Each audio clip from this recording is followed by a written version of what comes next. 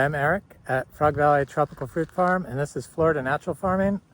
I just got here. I'm going to do a video on the farm, just first glance at it. It always gets me very excited when I show up here, and I'm going to talk about natural farming and the importance of your intent in developing a farm that is going to be productive and self-sustaining. And I was trying to think about what my wish was, what was my core essence as a child, what I wished for on my birthday, or what I wished for when I was just walking home from school, or things that I just wished for. And it's the one thing I always wish for as long as I can remember, and it's always been the same wish, was to wish for happiness for all. And it made me think about this farm, and when I started it, we started it, and look at the mangoes, they look freaking great. There's lots of fruit on them, and it's all growing naturally, and I can be gone from here for weeks on end and come back and not even worry about it. And when we moved here, I discovered I wanted to grow tropical fruit, and I wanted to get to taste all these top tier mangoes and everything and just grow them. And I couldn't understand how this could be the most biodiverse spot in North America, but yet our farm systems can't grow without our help. It just did not make sense to me. So I wanted to create something that would make me happy, because I figured that growing the food would get me happy and knock me out of my depression. I had severe depression. I didn't realize I didn't know what I was going to do about it. It just wouldn't go away. So it led me on this journey of health, and this place cured me of my depression, and it's made me very happy, and the happiness has continued. It hasn't gone away, and I know it has to do with my diet to begin with. So a lot of people, look at all the mangoes on these things. They're just loaded with fruit. And we don't have to spray anything. I don't have to worry about that. We focus on soil health, creating a healthy, happy system. And to create a healthy, happy system in you have to eat right, and you have to build your microbiome in your stomach in order to get the nutrients from your food that you need so that you can be happy and not be depressed. And it was a long journey to get here, but I've been happy here for quite some time. It just makes you happy. That's why I wanted to do a video of how excited I was. And so thinking about the microbiome of the gut and the microbiome of the soil, and how a system is happy is indicative of how complex it is. Because the microbiome of the soil, if it's complex and built up, generates happiness through a community, just as one person can be lonely, but two people can be happy, and multiple people can be a party. The same thing goes on in the soil. So when you employ stuff to your farm system that diminishes soil life, or takes jobs away from the soil life, like watering. Yes, watering takes job away from the microorganisms in the soil that connects this whole system together and keeps it happy.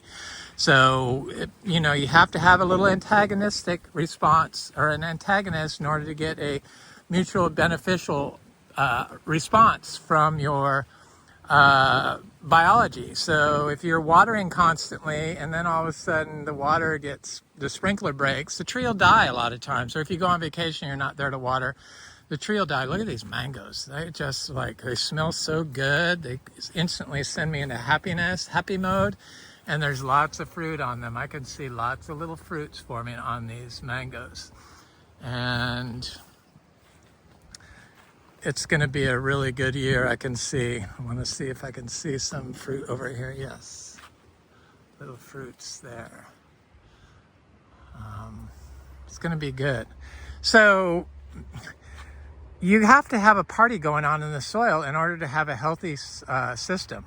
You can't have a system that favors one type of biology and doesn't favor another type of biology, and you can't use biological antibiotics to build and grow a healthy food system and get healthy food.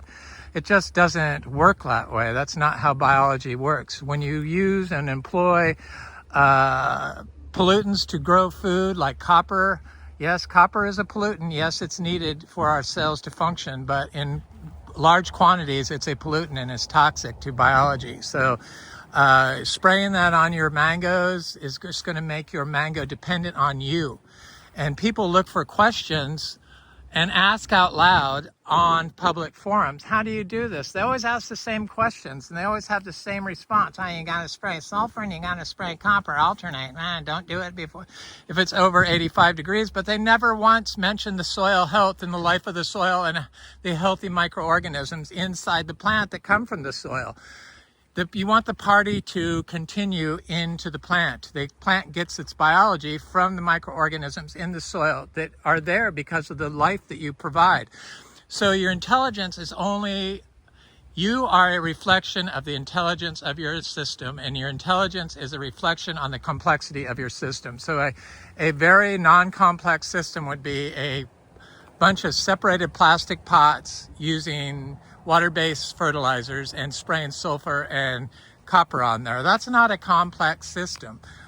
A complex system would be diversity, including weeds and grasses and perennials and annuals and shrubs and trees all growing together that support life in the soil, a diverse array of life in the soil that creates a energetic response, because life has energy, and that energy is tied together through the electromagnetic field. And all of this biology, we're all biological, we're all water, so we're all electromagnetic tuning forks for the environment. And if you don't have a complex system and you're not consuming food from a complex system, you're not going to be very smart, and you're going to keep asking the same questions over and over again. You can only be as smart as your system, as complex as your system is. I totally believe that. And it just doesn't make any sense when they have all these different protocols for combating abiotic or biotic stress. So fungicides, pesticides, herbicides, heat lamps, covering the trees for cold. But we've never had any issues with cold, and we grow ultratropicals here. And we were in zone 9B, but we're 10A now, and we're right on we were on the cusp of 9A or 9B, and now it's 10A. But after we built up the biology in the soil, and I realized that I needed more diversity in the system, tightly connected, in order to get a system that was super hyper aware and cognitive of the whole system, that creates a communally beneficial effect for the plant that you want to fruit, like this banana or this Rollinia tree. Oh, we got fruit on the Rollinia tree. No water, no problem. And both of them are considered to be very high water plants. Fruit's getting kind of big. Where is it? Right there. There's the fruit.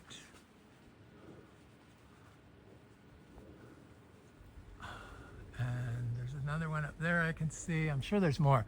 But we have never watered these trees. We had 115 Rollinias, and the only two I never connected to water were these two. And a lot of people think that I still water, that I must be lying about water. We haven't watered here in years. We only watered here for about 9 months total, and we didn't water all the trees. And these are the two Rollinia trees we never watered, and they're the only two that survived. And they're fruiting. This one's fruiting. This one got knocked over from the hurricane. But I don't believe anything needs to be watered in Florida. I think your system is not complex enough or interconnected enough if you have to water. So all this diversity, so drought stress was a major issue, and I realized that bananas hold so much water, and our bananas grow and fruit without being watered, and they do good, and they do lots of fruit, and I've divided 500 bananas. And you'd think that the bananas would be hogging water from the system, but actually they build life in the system. And life is 90% water. So the more life you have in the system through plants, the more biology you're going to have in the system, and the more water you're going to have in the system. It's how things function. And I know that it hasn't rained here in a few weeks, so since before I came here last time. Look at all the mangoes on here. This is Namdok Mai. Looks great. Lots of fruit. This one's a little bit, all of our mangoes bloom in unison. That's another thing that our mangoes all do. Though this Malika tree is a little bit behind, but this is atypical of our system here. So there's only like 5 trees that did not bloom in unison. Late, early, and mid-season mangoes all blooming at the same time. That's how it functions here. Here's another Floragon that's just now blooming. But there's a Floragon that's blooming with the system, and it's got a lot of fruit on it. I could see it. So all these people that have all these issues that don't know how to grow, that keep asking questions. If they knew how to grow, they wouldn't ask the questions. But they fail to recognize that systems can grow naturally, and a naturally growing system is a happy system. If you can get a system to grow naturally on its own that produces fruit, that's a healthy system. If it's not dying and suffering from drought stress or frost or something like that, that's a happy system. So my intent was for happiness for all, always, and for my happiness to get fruit trees to grow, culminated in this natural farming system that I developed over time, and I acquired the knowledge from the system and through my curiosity on what is going on in the system. So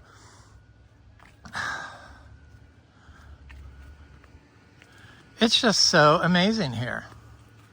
I just don't understand why people keep spiraling down to using pollutants to grow fruit trees and compacting the soil and growing in plastic. And here's a buttercream mango. It's got fruit on it.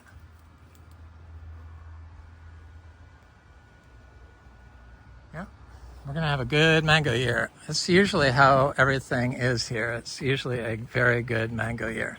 This is Sugarloaf. I'm sure it has fruit on it. I just don't see it. Let me see. Gotta have fruit on it.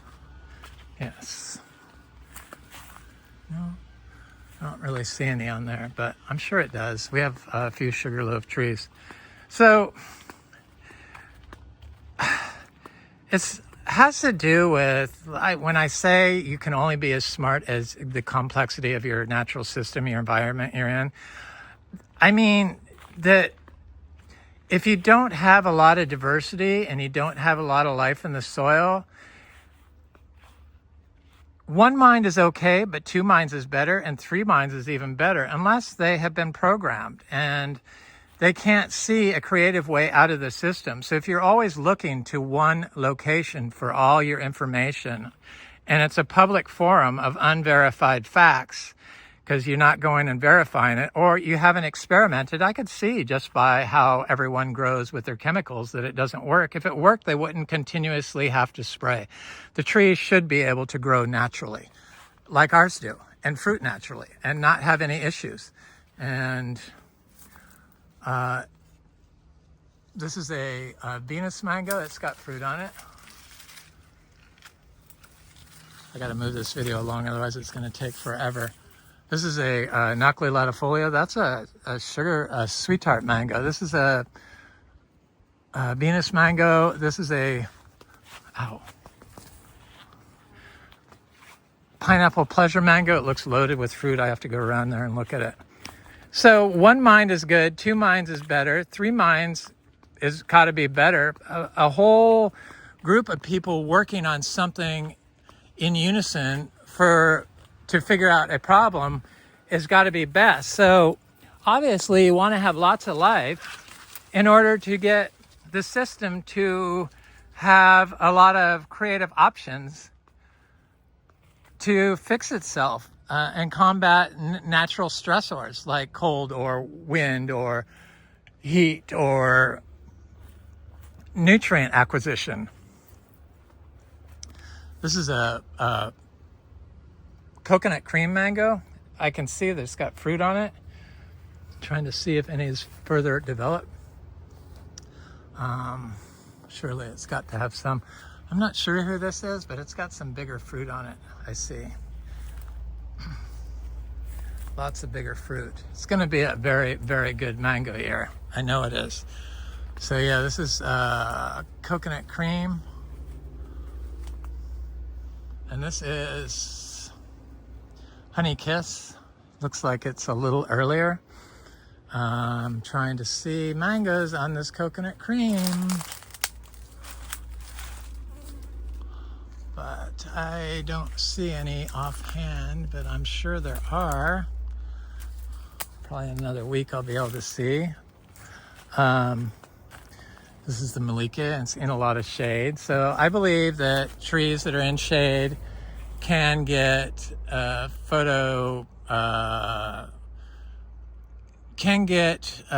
energy from the sun even in full shade with the help of biology, working in synchronizations, so quorum sensing and direct energy to the tree that's in the shade in order for it to produce fruit. I totally believe that. And that's why we have a lot of plants that do well in the shade, that a lot of people would just remove the trees around it so that that tree is not being compromised by them robbing nutrients or whatever. But when you have a totally connected system and nutrients flow through the system and biology trades DNA with other species amongst the system, and they work towards one goal for the whole system to be happy and flourish, that's what you want, and that's how nature works. And this is that's peach cobbler. It's always produced good. This is that Quaimuck tree. Here's a fruit punch mango. Looks like we didn't get some fruit on it. This is the first one that I see doesn't have any fruit. But it's starting to bloom again, so it will give fruit. These trees flowered 5 times last year. Look at all those swallowtails up in the sky. They're everywhere. Getting the bugs that are around here. This is I know this is Venus. This is Pineapple Pleasure. What a great mango. Trying to see if I see some fruit on it. I don't see any powdery mildew going on.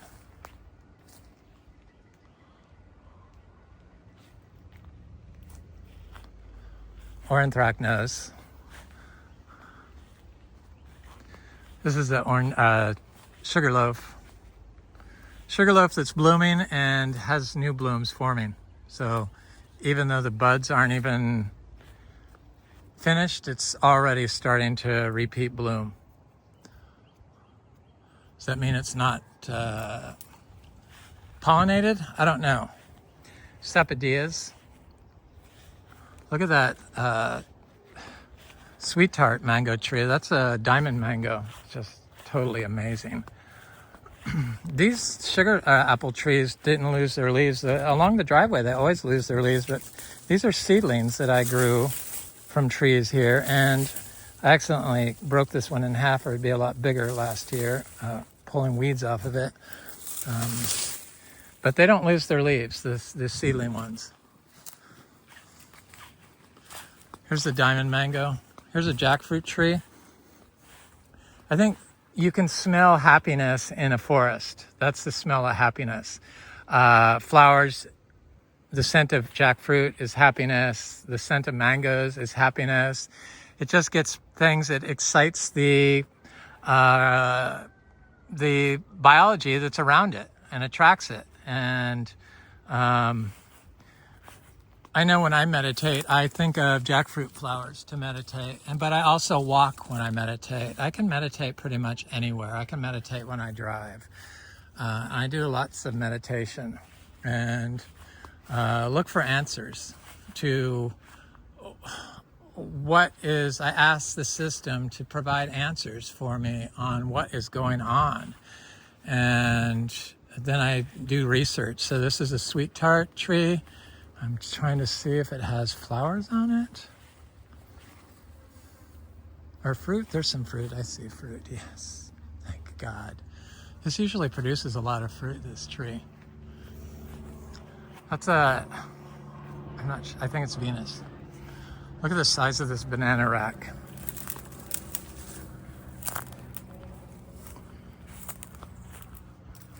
Ice cream bananas. Looks good.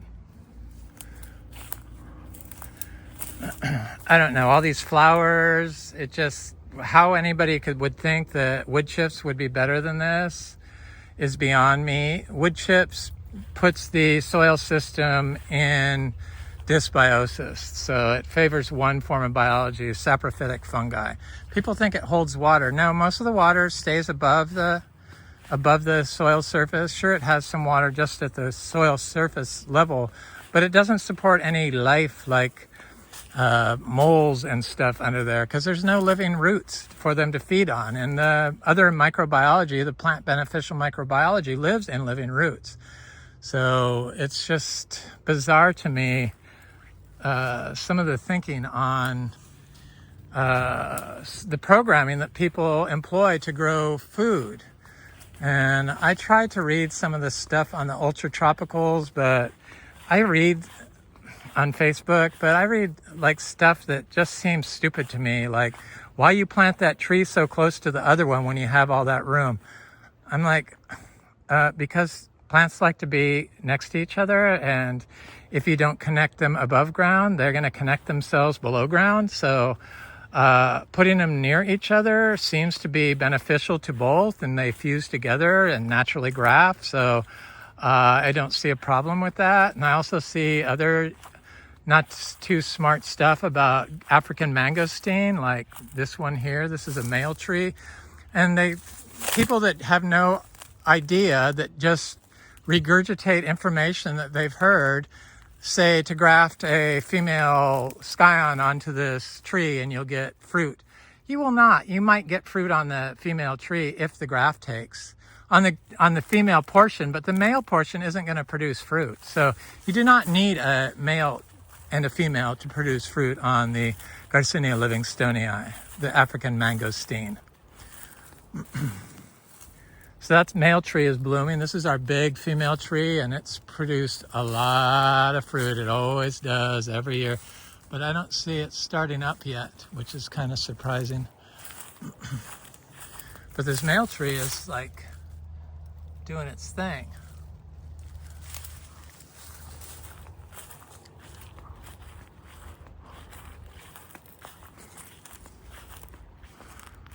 There's a mango, looks good.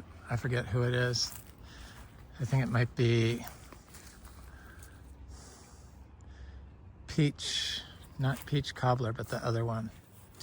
So this is Luke's Garcinia, and I want to see if it's blooming because it's like of size where it should be blooming. And I don't see any flower buds on it, but it's about 5 feet tall. It should be ready to bloom and fruit. I gotta get moving. I got a little sidetracked, amping up about how to create a happy system, and people have all kinds of issues with dragon fruit. I don't have any issues with dragon fruit, and they're all real sweet. So you got to look at what you're doing. If you're employing pollutants that you call fertilizers or products to combat fungicides, antibiotics, or stuff like that, then chances are you've damaged the mitochondria of your dragon fruit. And that's why, and if you're watering it, that's why it's getting fungal issues, because we don't have any of these fungal issues people talk about. And we don't have to do anything. We don't even have to water. We get lots of fruit off our dragon fruit. Very healthy. Never any issues. I do like the purple ones, purple dragon fruit, but I also like Bruni and the giant yellow one. So I want to see if this, yes, this pomelo is blooming, starting to bloom again. Yay! I was hoping it would. And it looks like it's doing a huge bloom. I see blooms, come on, blooms here. I see blooms here. I see blooms there. Just starting. So I imagine we're going to get fruit on that. It flowered for the first time. I see open flowers up there. Yes. See? There. It flowered. It gave me like 3 flowers last year. It's a seed-grown pomelo tree. We have another one that's right over here, and it flowered for the first time last year, but it did not set fruit. It's right there. I imagine it's blooming again. It bloomed last year. This is a Rangapuri lime that did not bloom last year. It's crazy to think that people think you have to irrigate citrus, or anything for that matter, especially mangoes and citrus. They're like 2 of the most drought-tolerant plants I've ever encountered. And if you can't grow citrus in Florida, you're micromanaging your system too much, and it's unhappy. That's what that's from. Yes, it is blooming. Yay! Ha ha ha! Boy, the star fruit is doing really good. I know that there's a seedling egg fruit around here. I see it's falling off. Lots of fruit on these. There's a citrus. Boy, these are good. Super sweet. Oh my God.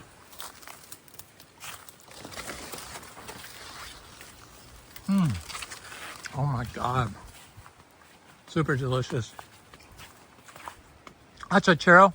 We started this to be an achachero farm. There's probably 500 achachero here. There's a kwaimak. We have 2 different types of fruit in kwaimak. One's a grafted tree, and one is a seed-grown tree. This is a seed-grown tree that's fruited. I really like the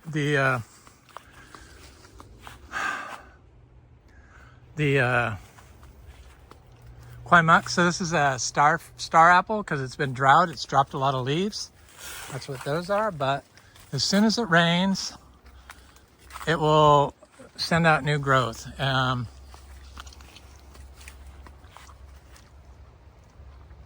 This one's totally unaffected.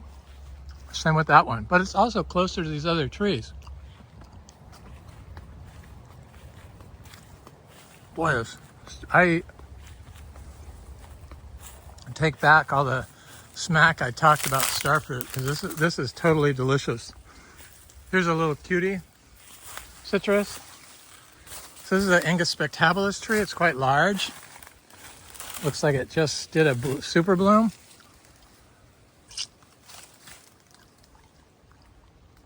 I see lots of fruit on it, or not fruit, but old flowers. This is a star apple, Oscar's giant purple star apple.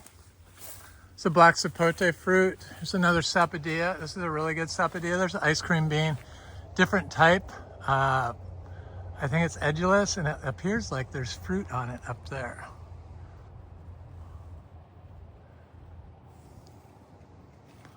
Certainly looks like fruit.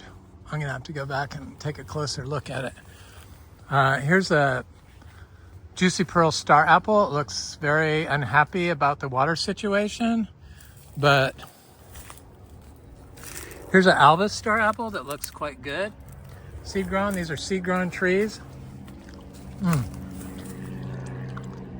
There's a big achachero tree, and it's starting to bloom.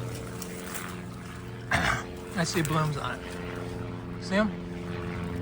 I see blooms. Yay! Starting up. There's a Garcinia macrophylla over here.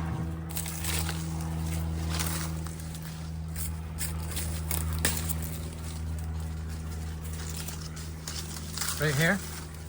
It's getting kind of big. I wonder if it's like of size to fruit yet, but maybe not. But it's getting kind of big.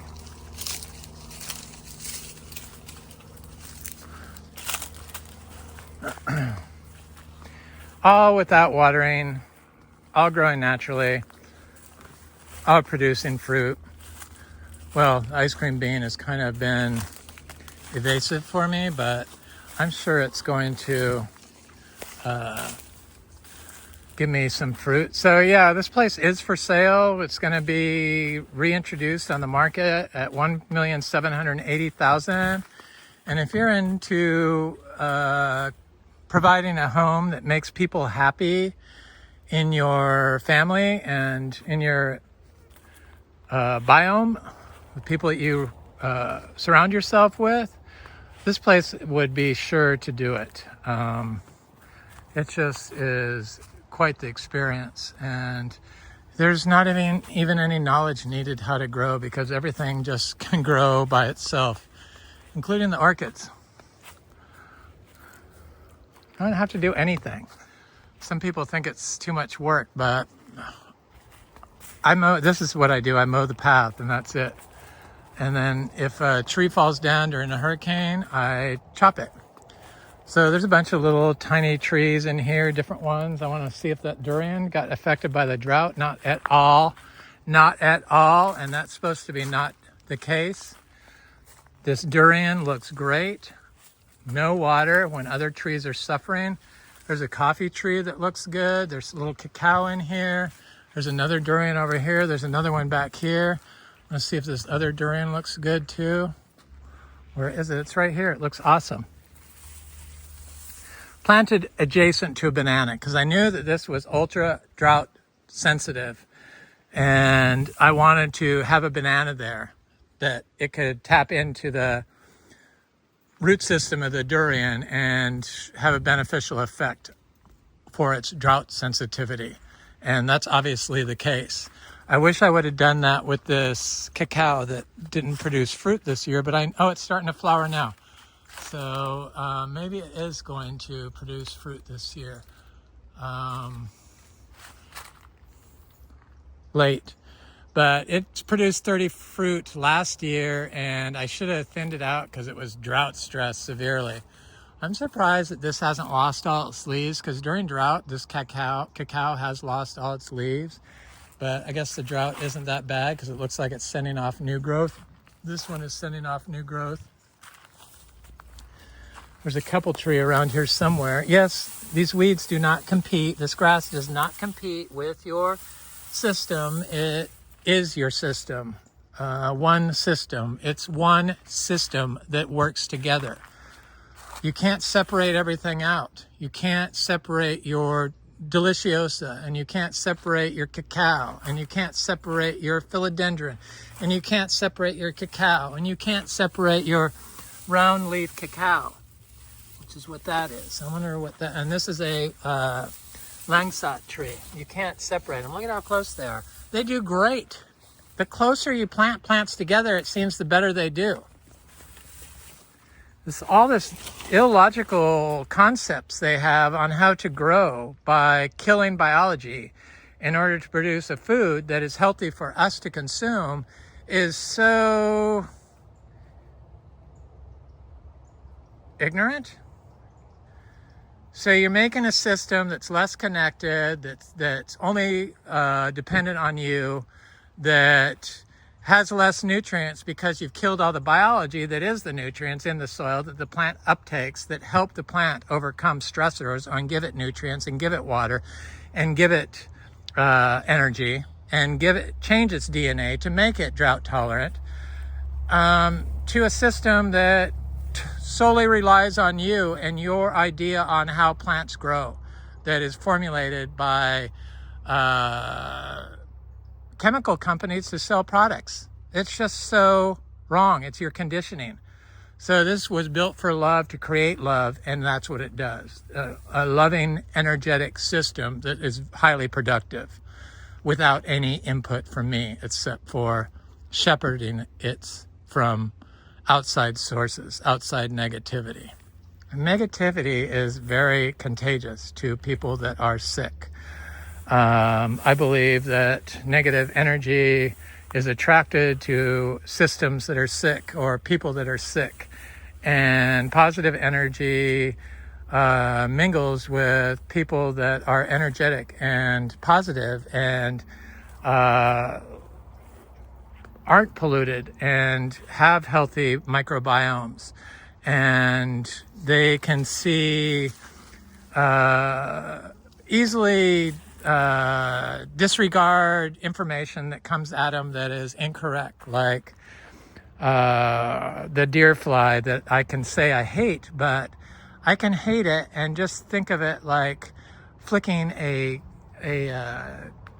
piece of dirt out of your eye with a blink of the eye. I don't put any energy into the thought of hating that deer fly and going about creating a whole energy web, energy force that combats the deer fly, which would come in the form of a pesticide, which would have downstream effects not only on you but on all the biology in your system.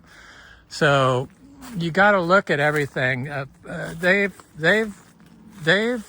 shown that fungal pathogens, the fungal pathogens in mangoes, can either be turned on to be plant promoting or plant detrimental. So they can have a positive effect on your plant or a negative effect, but yet we only look at them as a negative effect, and then we try to wipe them out, and we kill all the other beneficial fungi and life that can turn that plant pathogen into a plant beneficial fungal disease through homeostasis. So when you let the biology balance itself out and you have enough life, the positive force of the combined energy of the happy system will create an energy field around that negative pathogen that turns it into a positive force for the system. They've proven this. So it's like, why are we still using the same techniques that are making us sick when we consume the food, when we employ those techniques on our food crops? It's because we've killed our microbiome and we're not in a system that excites us and causes creative thought. So it's a non-complex system that doesn't have an energy force from the combined biology that is the biology of the plant that contains biology, microbiology. So all that combined energy going towards a positive reinforcement of the system to make the system happy, to work as one. I don't know. It's just... So I have this key limes over here that produce fruit. It's just very discouraging that people can't seem to evolve, because that's all it is. They just devolve. And I think it has to do with their gut microbiome being severely impacted, so they're unable to think and receive information from the system, because that's what biology does. It sends information in the forms of electromagnetic waves, and our creativity is our energy force, our electromagnetic energy force. And we get creativity from complex systems and being able to identify signals from the system and put it together in a comprehensive format that is easy to understand. But it has to start with our own microbiome. If you can't get that straight, you're probably unable to have advanced thought. So this is a guanabana tree that looks good. I should go over to that guanabana tree and see what it looks like. Lots of bananas here. This is another achachiro tree. Lots of bananas. This is my sweet lemon drop mangosteen. Yeah, it's not the true mangosteen, but we grow the true mangosteen. They're not cold sensitive here. The system takes care of that. It's just warm enough here that it can counteract the slight dip in temperatures periodically. Probably if it was like any colder, it might not be able to do it, but I'm going to experiment with Garcinia seeds from here that were grown from here, like my achacha seeds and my seashore mango seeds and my lemon drop mangosteen seeds. Look at all these little mangoes that had froze years ago and now are finally reblooming, super bloom, and God, they smell good. They all are grafted still. Most of them are sugarloaf. We got 31 degrees and it fried the littler mangoes, but most of our mangoes did not get affected at all. This Inga spectabilis tree got affected by drought, but you know what?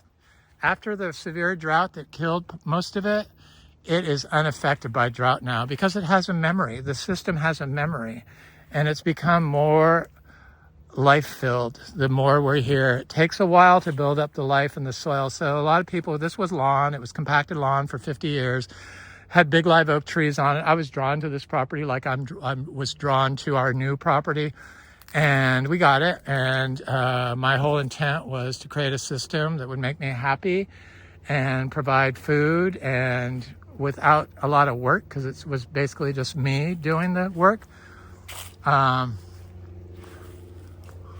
Mangoes. Here's a guanabana tree. It lost a lot of its leaves this winter, but it does this every year. Guanabana is the most cold sensitive. I need to put a banana next to this.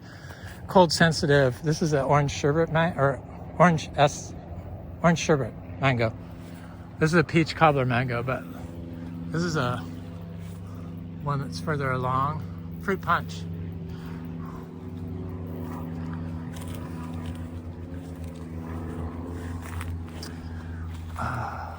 Orange sherbet.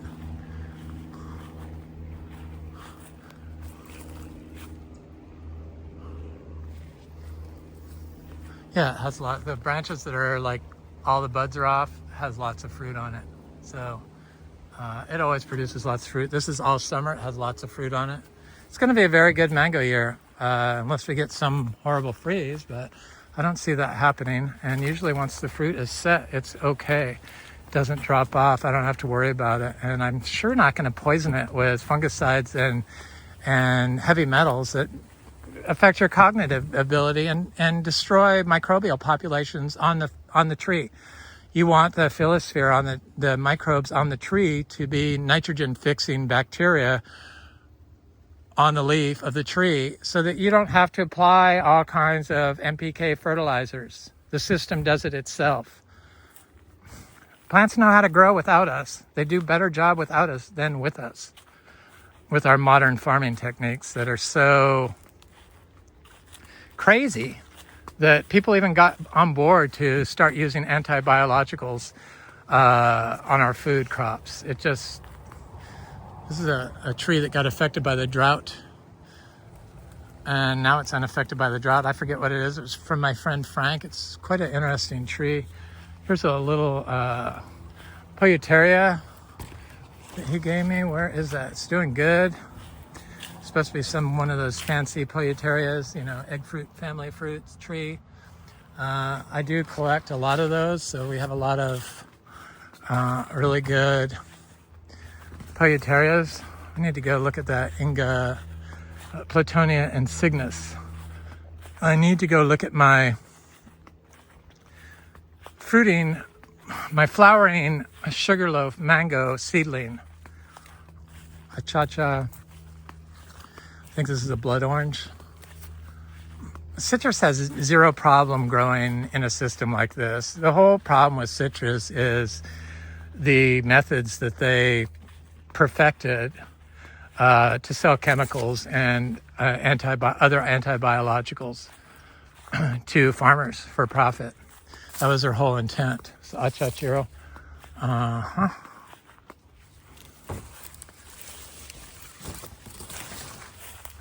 Boy, look at this. She's loaded with flowers. It's the first year it fruited. It's 7 years from seed. This was fruit from the first crop of sugarloaf that Zills sold. So however many years that is, I think it's 7 years. But I can't see it. Looks like it's going to have fruit on that. I'm pretty sure it's going to have fruit. It's still flowering, so that's good. I'll look at that rose apple that was a gift from my friend Frank. I'm not sure what it is, but this is seed-grown trees, this one and this one. And the fruit is doing good. It's hanging in there.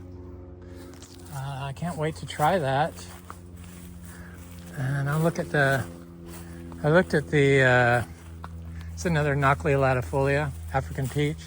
That's a Garcinia latissima. That's a Garcinia dulcis. This is a cacao. They seem unaffected by drought. Drought usually doesn't kill plants in this system. So this is a mangostana, Garcinia mangostana, and it is doing great. Seed grown. I have more than one. They are all seem to be doing good. I think we grow, I don't know, 30 plus different Garcinias here. I'm gonna get some of this ginger to bring up there. That's another thing. Ginger's not supposed to be able to be grown in Florida without being watered. Neither is heliconias, but yet I have never watered heliconias or ginger. I have never watered, maybe 1 or 2 or 3 trees I watered when I planted them new, little tiny seedlings, one time. But all other thousands of trees that I planted here have never been watered when I plant them, ever. I plant all our trees bare root. Achachiro, giant sweet ubijay.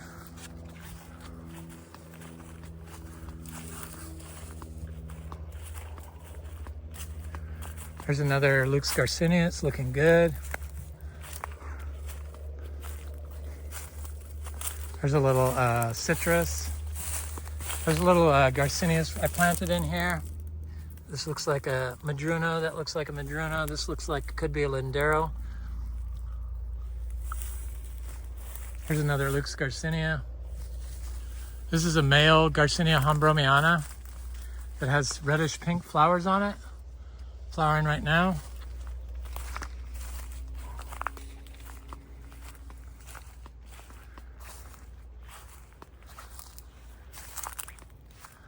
This is a Garcinia brasiliensis. It's got flowers on it all over it. These things fruit year-round pretty much.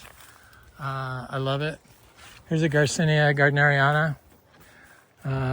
Fruit is quite exquisite on these. I have somebody coming Saturday from Ormond Beach, no, New Smyrna Beach. And so I don't want to pick all the fruit before they get here, but pretty big fruit. Oh. These are so good. I'm very drawn to the Garcinia fruit. It's sweet. So this is a seashore mangosteen. Again, you don't need a male tree to get fruit off this. It's got fruit on it already. Got a lot of flowers all over it. This is a seed-grown tree, produced a lot of fruit for us last year. I planted all the seedlings, except for the trees I gave away. And I see fruit, it looks great. Oh yeah, good sized fruit already. Ah, yes. They're very good, Garcinia. I like it as much as Achachiro. Very complex flavor, and it's scented. The side is got fruit on it also. So it has a very long fruiting period. So it's starting up now, and it will continue to flower for a long time. Probably if we get some rain, it'll flush out some more. And I gotta eat another one of these.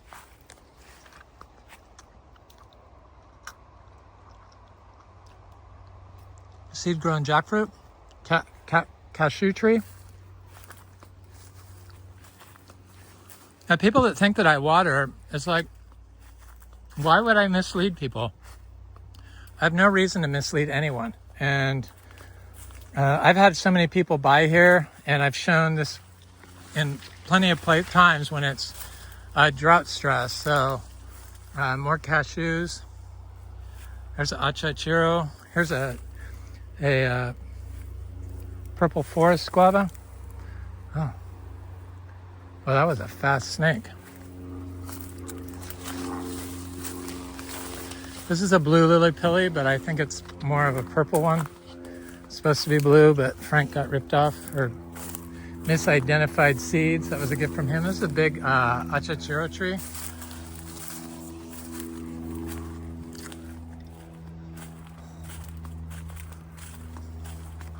Supposedly a Rollinia. Here's another male Garcinia hombromiana. It's got normal flowers on it, but Males don't produce fruit. You could graft a female onto this and males still wouldn't produce fruit. The branch you grafted would produce fruit, but Garcinias, they really, for some reason, nobody ever hears this, but they don't take to grafting that well. That's why they don't graft Mangostana. They do better from seed or air layer, probably. This is Orange Crush jackfruit. Got a lot of flowers and fruit, and it's another Sapodilla. So this tree has been amazing. This freaking Garcinia madruno tree. I just have to pick one of these because I can. Huge giant fruit, very medicinal, very good. They grow on you, never stops fruiting. I want to see if it's flowering now. It doesn't look like it, so it does, I think, take a break of a month or two, but I see it has flowers right here. So this year it might not take a break. It's continuously fruiting tree. There's a cashew. I think we have about 100 to 150 cashews planted.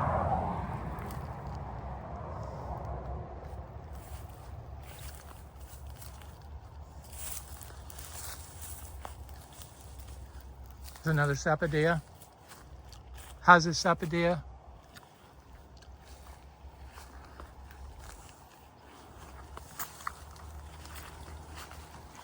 It's so weird how people in Florida just can't get the message about regenerative farming. And I think that's a reflection on their, in fact, I know it is. It's a reflection on the complexity of their system, just our lack of complexity. They are unable to generate creative thought, to look elsewhere for information. And if you're having to do the same thing every year and it's really not working that well, and other people are able to grow, or mangoes in your neighborhood that are not touched by anyone, that are always loaded with fruit, you got to look at that and ask what's going on. You can't just continuously fall back on your programming, unless, of course, your gut microbiome is so compromised that you're just trying to maintain, and it's just easier to conform with bro science than it is to use your head and do some research and look at a system that functions naturally. This is Dot. That's Gary. Mango. These are mangoes that froze. That's CAC. 5 years, how many years ago? 4 years ago, I think. When it was 31 degrees. This is Super Julie.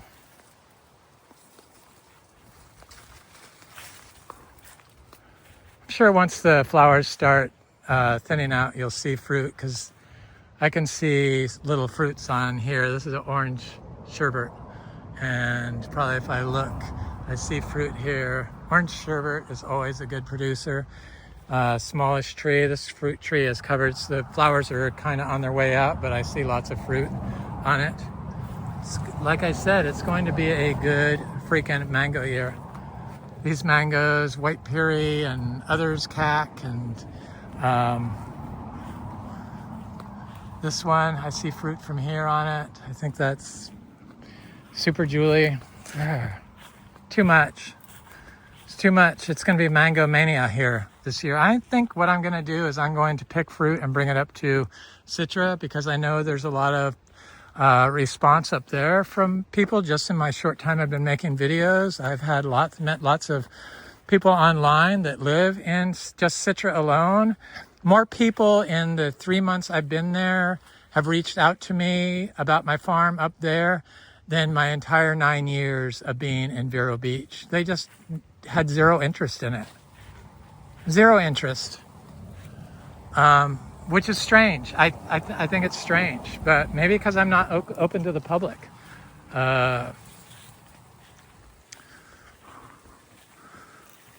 but that's why I know that spot was our spot, and I did it. We found the miniature zebus for manure to use because I researched for what would be the best manure in Ayurvedic medicine for growing plants. They use the miniature zebus, though they're called something else, pangur. Is that what they are? Cattle. This is a sweet tart mango. I see fruit all over it. And look at those bananas. There's so many bananas here. And Panganur cows. They're miniature zebus, basically. And so I was looking for the best ones because I wanted show quality, and I saw Rick Bogle, and his energy through his pictures just radiated happiness. And I'm like, why is he so happy? And then I met him, and he's happy in person. He just is super good energy person. And then I got our miniature zebus, and I realized that the miniature zebus adjust your heart frequency and are pure love, and their breath is love.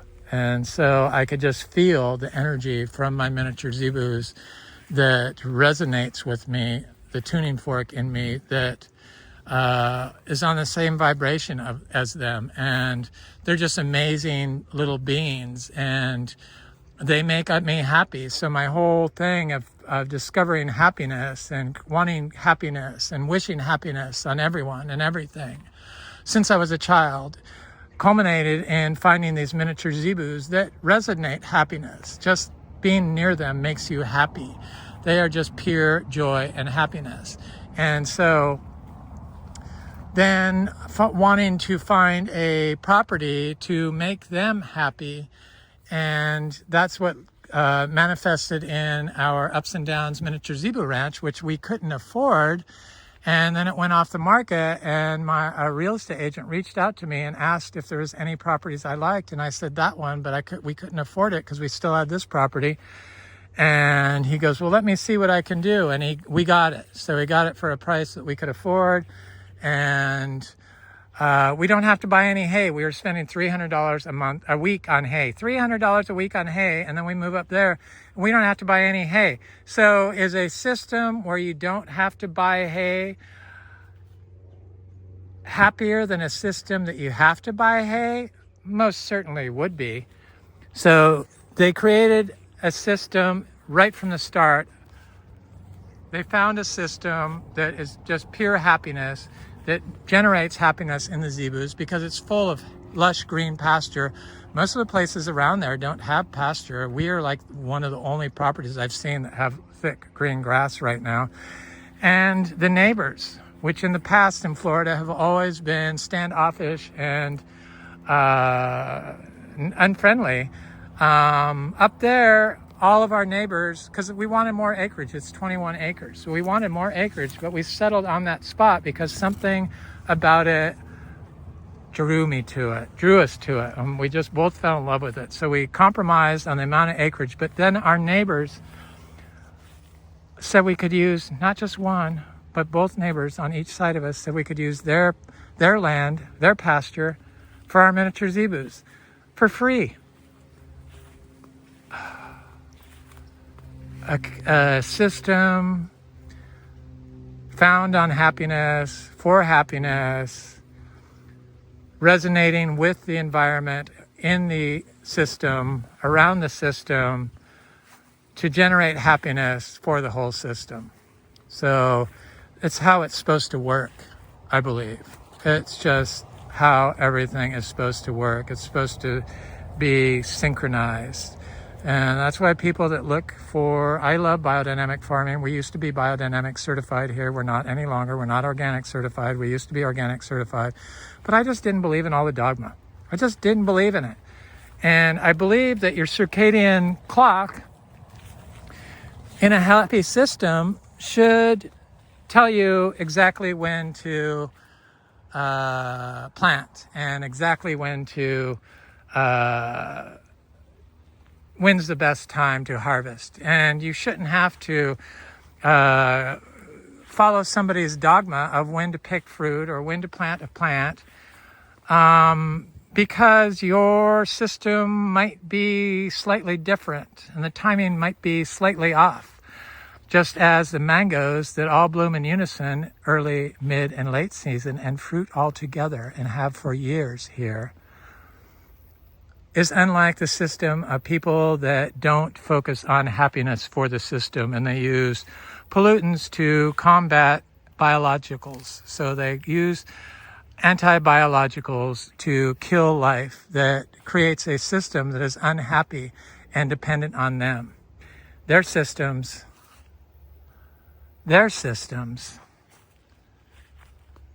you might need to look outside your own intuition for advice on when to plant or when to harvest. But in a system that functions properly, you could rely 100% on your intuition. No outside influence needed. Just get influenced by the signals from your system you live in. It's from my friend Gemma, who's a biodynamic person in Sarasota. This is that peanut butter fruit. It's looking good. There's so many fruit trees here. I would love if my friends, young friends that want to do nurseries and tropical fruit, grow tropical fruit, could step up and buy this spot, but they always seem to be on hold, and they're having kids and stuff, or not having kids, or they want to have kids. Well, I know from my experience growing up that my core principles were formed by my being in nature. And today there's just no nature for these children to go in. You can't walk out the door here and walk into a huge redwood forest like I did as a child. It's just not here.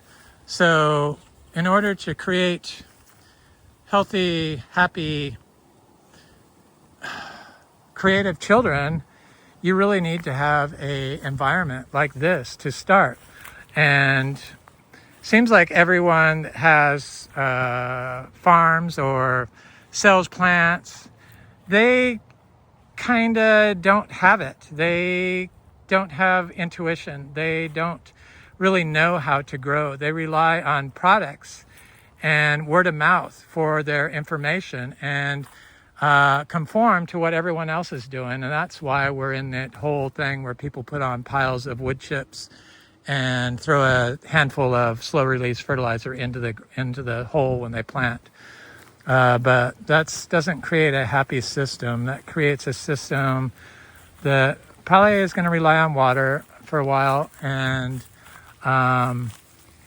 you're going to constantly have to stress over what to do, what to water, what to apply, things to do, rather than letting the system take care of itself because it's happy soil.